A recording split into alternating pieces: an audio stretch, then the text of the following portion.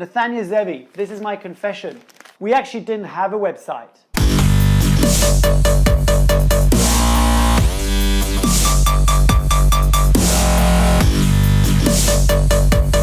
Hi and welcome back to the show. My name is Mark Leruste. Today's video is on a specific topic. I've been meaning to do this video for quite some time or record a podcast about this, and I just never got round to it. And now that I'm fun employed, yay, I can get round to it. To this day, I still get contacted by people asking me about my involvement in Mister-Tailor. In 2007, 2008, my best friend Dennis Duvoshel was living in China at the time and told me that I should go and visit him, and that there was this business idea that he had and that he wanted to start, and that he thought that we could do it together and that it would be something that could really work.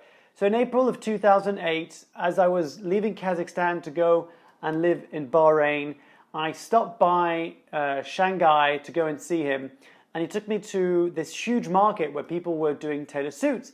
And very quickly it became clear that there's a huge market to make tailored suits in China and then sell them in Europe or around the rest of the world. And so Mister-Tailor was born. It was an idea that came from my friend Dennis, and that I joined him, and he kept on telling me, when are we going to start this, we're going to do this.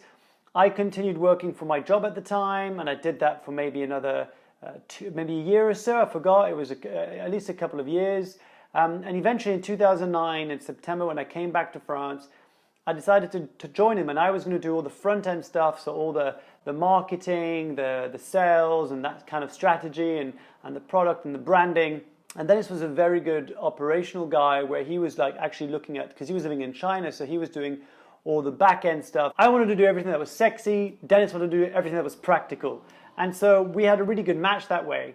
So this is 2009, and one of the things that happened is that very quickly I got a job offer from INSEAD, and I had to make a decision between, do I stay with this startup idea, but we don't really know if it has legs or not, or do I get a full-time job? And I got the full-time job, and I remember Dennis saying that he thought that was the beginning of the end. Anyway, the point is, we started this startup. It was an online tailoring service for men. The principle was simple. We would get guys to measure themselves and to submit their measurements online, choose the fabrics, choose the style, the designs, and then we would get them made and we would send them over to Europe. At the time, there was one competitor called Indochino, I believe, which I think is still going around.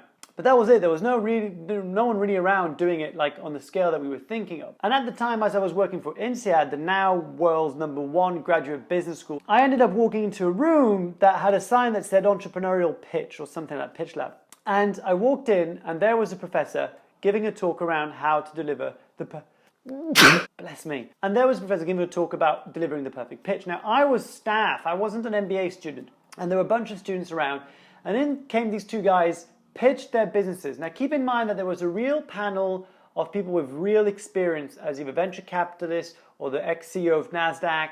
So these were like really important guys who'd been in the game for some time, and they were there to give some feedback and give some pointers. Next thing you know, at the end, he basically asks, are there any volunteers in the room that would like to give it a go? And I just raised my hand. I didn't really think about it. I raised my hand, and he was like, okay, come on down. And I want to say I shut myself, but I didn't. That's the thing that I love the most, to step in front of a crowd and tell a story and to convey a message. And I was sitting there and the entire time in the audience thinking, these guys have got great ideas or great products, but they have no heart, and they're not selling it or conveying it to me in any kind of way that I feel relatable or personable. And so I just told the story of how we came up with the idea of Mister-Tailor, that we were tired of not knowing what kind of suits to wear, that we thought it was overwhelming, the kind of amount of different types of suits, and the prices were so expensive. We were just out of university, starting on our first jobs, and we just thought it was a great opportunity to deliver a good product super fast at 1/10 of the price, and that it would give us some opportunity to learn in the process. At the end of my 2-minute pitch, I basically had the panel asking me if I could give them a group discount. I had people wanting to buy suits, and one of the guys came up to us and said he wanted to invest. Now, I didn't even know how much I was supposed to ask. I just asked 30,000 euros at the time, and I just thought that was huge. At the time, I thought that was such a ridiculous amount. Looking back now, I realize just how more difficult it is to pitch for small amounts than it is to go for big. While all this was happening, I was having my full-time job at INSEAD, while juggling the side business of Mister-Tailor. So I'd be up at night, I'd be up in the morning, Dennis and I would Skype. I've known Dennis my entire life. He's been my best friend I don't even remember the first time I ever met Dennis, because the first time I met Dennis, our mums were pregnant and they bumped into each other in the market from where in our hometown. That's how long I know Dennis. Our relationship very quickly became all about Mister-Tailor. So that for me and for him was something that we wanted to address, because we always try to separate both personal and also professional, but that was very difficult. But very quickly it became clear that we had different visions about what we wanted to do with Mister-Tailor, and that it was difficult for Dennis. He was doing it all on his own over there in China. I had a full-time job. It just wasn't very easy, but we lasted a couple of years. One of the reasons why I still get contacted to this day by a bunch of people out there who are thinking about setting up their own tailoring company service and delivery service around the world is that I got contacted via LinkedIn by a person saying they were interested in my work. And I wasn't sure what they were talking about. I thought they were maybe talking about the work I was doing at this business school. It turns out she was a journalist for the Wall Street Journal, and she was doing an article about tailors. And she came across my profile on LinkedIn. I thought it was really interesting that we were doing an online tailoring, and it really wasn't that famous back in the day. It wasn't that popular as it is today. And so I said, of course, I'd love to talk about it. And so she interviewed me for about half an hour, and I just talked about Mister-Tailor. I've got to be completely honest, and I fully apologize if the journalist happens to see this. I completely inflated the story because I just wanted to make sure that we were featured in the story. And that's an immense lesson that I learned from this exercise. Because what happened is that we ended up being featured in the Wall Street Journal. And I actually still have a copy with me here. We're featured in the Wall Street Journal's global edition. So that's US, Asia, Europe, which is huge. And not just that, but we were featured in the business and finance section. If you're not familiar with the Wall Street Journal, it's like the world's most prominent business and financial newspaper, and one of the most prestigious ones and one of the most well-respected ones. As you can see, that's us there, and we were featured in it.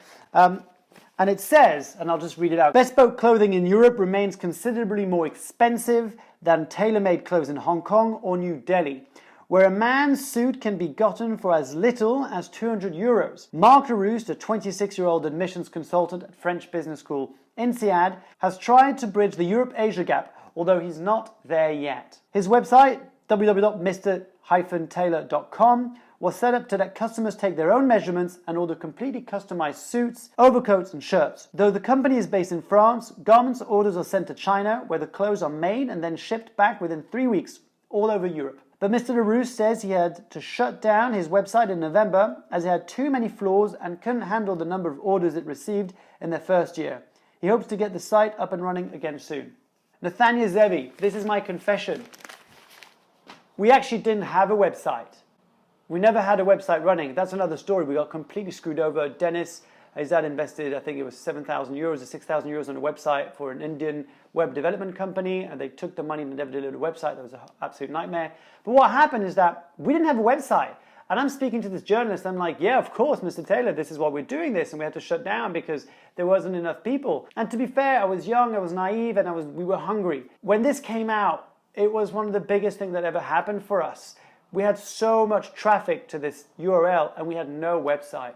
And that was the biggest mistake that we did, which was to get all this traffic generated to our website, but we didn't have a platform that was built. We got our friends involved. We had a friend, Remy Sally, that did all the photos, and Miki and Mayu did all the videos of the measurements. It was this big project and we really thought it was going to go somewhere. But a couple of days before Dennis's wedding in China, we decided to pull the plug and to stop doing Mister-Tailor. The reason being is that it was a really good idea, but our execution lacked some serious funding. We really needed much more money than we ever anticipated, and we both had different visions of what we wanted to do with it. Dennis wanted to get it going, was efficient, was super smart about it. My vision was to put ethics back in business, one suit at a time, by actually making them fair trade, having some really high standards of the workers, but that was really difficult and almost impossible to track in China. So we decided to pull the plug. This was in 2011. This is five or 6 years later.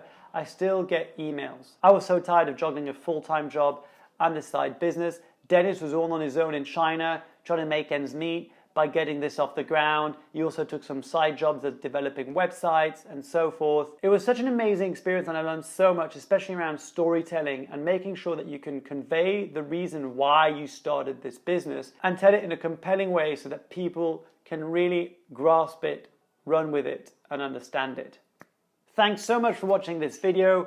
This may or may not have been relevant to you, but since I'm on my journey of starting my own business, it was also really good for me to reflect on this entrepreneurial journey and story I shared with my best friend Dennis Duvoshel. If you want to find out more about Mister-Tailor, you can just Google Mister-Tailor and the Wall Street Journal, the articles on there. I pretty much answered every single question I always get around this topic. So from now on, if I get a question around Mister-Tailor, I will just send the link to this video and hopefully this will answer any question you may have. I'll be releasing a new video every day about my journey to quit my job and start my own business. And until next time, remember, you're made of awesome.